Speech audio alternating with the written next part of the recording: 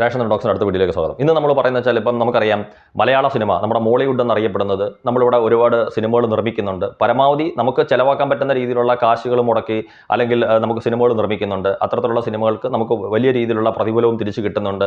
ഇപ്പം അതായത് ബോളിവുഡ് പോലുള്ള ഇൻഡസ്ട്രിയൊക്കെ വളരെ മോശമായിട്ട് നിൽക്കുമ്പം മലയാളം വളരെ മുന്നോട്ട് കയറി വരികയാണ്. അപ്പം നമുക്കറിയാം. പക്ഷേ എന്നാലും ഒരു തെലുങ്കിൻ്റെയോ അല്ലെങ്കിൽ ഒരു തമിഴിൻ്റെയോ ഹിന്ദിയുടെയോ ആ ലെവലിലേക്കൊന്നും ഒരു തുക മുടക്കാനോ അത്തരത്തിലുള്ള ഒരു വലിയൊരു കളക്ഷൻ നേടിയെടുക്കാനോ നമ്മുടെ മലയാള സിനിമയ്ക്ക് കഴിയുന്നില്ല എന്നുള്ളത് യാഥാർത്ഥ്യം തന്നെ.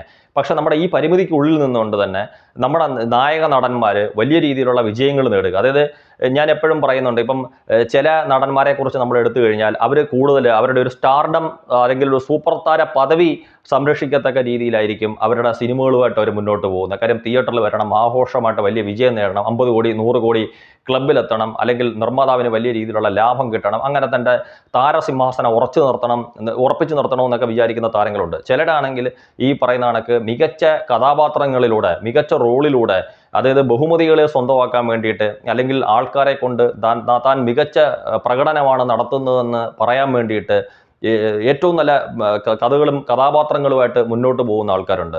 അപ്പം നമ്മൾ പറഞ്ഞു വരുന്നത് ഇപ്പം മമ്മൂക്കയെക്കുറിച്ചാണ്. മമ്മൂക്കയെക്കുറിച്ച് നമ്മൾ പറയുമ്പോഴത്തേക്ക് മമ്മൂക്ക മാത്രം, എനിക്ക് തോന്നുന്നത് അദ്ദേഹത്തിന് തുല്യമായിട്ടുള്ള പല ആൾക്കാരും, ഇപ്പം ലാലേട്ടനെ പോലുള്ള ആൾക്കാർ ഏറ്റവും വലിയൊരു വിജയം നേടിയെടുക്കാനുള്ള സിനിമകൾ നിർമ്മിക്കാനുള്ള അദ്ദേഹത്തിൻ്റെ തിരക്കിനിടയ്ക്ക് അല്ലെങ്കിൽ അദ്ദേഹത്തിൻ്റെ ശ്രമത്തിനിടയ്ക്ക് ഇപ്പം രജനീകാന്തിനെയും കമലഹാസനെയും പോലുള്ളവരും നമുക്കറിയാം ഇത്തരത്തിലുള്ള വലിയൊരു ബോക്സ് ഓഫീസിലൊരു വലിയ വിജയമായി തീരത്ത രീതിയിലുള്ള സിനിമകൾ എടുക്കാൻ വേണ്ടി ശ്രമിക്കുമ്പം പിന്നെ ഇവരോടൊക്കെ നമുക്ക് താരതമ്യം ചെയ്യാൻ പറ്റുന്ന തെലുങ്കിൽ നിന്നുള്ള ചിരഞ്ജീവിയെ സംബന്ധിച്ചിടത്തോളം അദ്ദേഹവും ഈ പറയുന്ന കണക്ക് എങ്ങനെങ്കിലും സിനിമാ മേഖലകളിൽ ഒരു ശക്തമായ ഒരു തിരിച്ചുവരവ് നടത്താൻ വേണ്ടിയിട്ട് അദ്ദേഹവും കുറേ സിനിമകളിലൂടെ ശ്രമിക്കുമ്പം മമ്മൂക്കയെക്കുറിച്ച് നമുക്ക് പറയാനാണെങ്കിൽ അദ്ദേഹം ഒരേ സമയത്ത് തന്നെ ബോക്സ് ഓഫീസിൽ താൻ അതിശക്തനായിട്ടുള്ള ആളാണ്, അതായത് ബോക്സ് ഓഫീസിൻ്റെ രാജാവാണ് താനെന്ന് തെളിയിക്കുകയും അതോടൊപ്പം തന്നെ മികച്ച കഥാപാത്രങ്ങളിലൂടെ അദ്ദേഹം മുന്നോട്ട് പോവുകയും ചെയ്യുന്നു.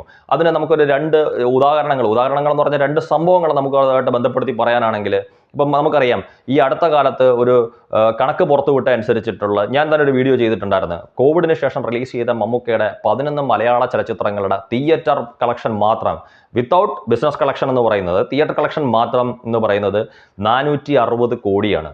അതായത് അടുത്ത റിലീസ് ചെയ്യാൻ പോകുന്ന സിനിമ ഒരു 40 കോടിയും കൂടെ കളക്ട് ചെയ്താൽ, തിയേറ്ററിൽ നിന്ന് മാത്രം കളക്ട് ചെയ്ത് കഴിഞ്ഞാൽ അത് 500 കോടിയിലേക്ക് മമ്മൂക്കയുടെ സിനിമകളുടെ മാത്രം കളക്ഷൻ എത്തും.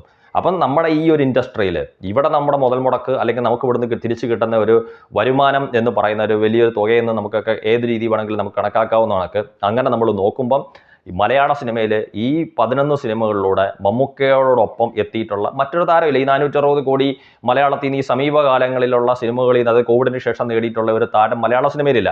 അങ്ങനെ നോക്കുമ്പോൾ ബോക്സ് ഓഫീസ് രാജാവ് മമ്മൂക്ക തന്നെയാണ് നമുക്ക് ഉറപ്പിക്കാം. അതേ സമയത്ത് തന്നെയാണ് ഇപ്പം മികച്ച കഥാപാത്രങ്ങൾ അദ്ദേഹത്തിൽ നിന്നുണ്ടാകുന്നത്. ഇപ്പം നൻപകൽ നേരത്ത് മയക്കത്തിലെ പോലെ, അല്ലെങ്കിൽ റോഷാക്കിലെ പോലെ, അല്ലെങ്കിൽ ഭ്രമയുഗത്തിലെ പോലെ, അല്ലെങ്കിൽ കാതലിലെ പോലെ.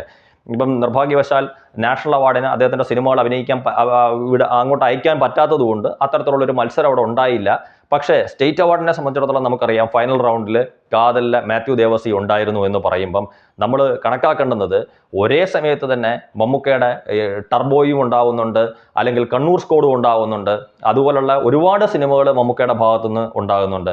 അതേ സമയത്ത് തന്നെ നമുക്കറിയാം ഭ്രമയുഗം പോലെയും, നൻപകൽ നേരത്ത് മയക്കം പോലെയും, റോഷാക്ക് പോലെയും, കാതൽ പോലെയും സിനിമ ഉണ്ടാകുന്നുണ്ട്. അതായത് രണ്ടും ഒരേപോലെ കൊണ്ടുപോകാൻ പറ്റുന്ന, എനിക്കതൊരു ഇന്ത്യൻ നടൻ മമ്മൂക്കയെ പോലെ മറ്റാരെങ്കിലും ഉണ്ടോ എന്ന് എനിക്കറിയില്ല. ഇപ്പം നിലവിൽ മമ്മൂക്ക മാത്രമാണ് ഇതിൽ രണ്ടും ശ്രദ്ധിച്ച് ഒരു ബാലൻസ് ചെയ്ത് രണ്ടിനെയും ഒരുപോലെ കൊണ്ടുപോകുന്നത്. അതായത് സാമ്പത്തിക വിജയവും വേണം, കലാപരമായിട്ടും മികച്ച് നിൽക്കണം തൻ്റെ സിനിമകളും കഥാപാത്രങ്ങളും എന്ന് വിചാരിക്കുന്നത്.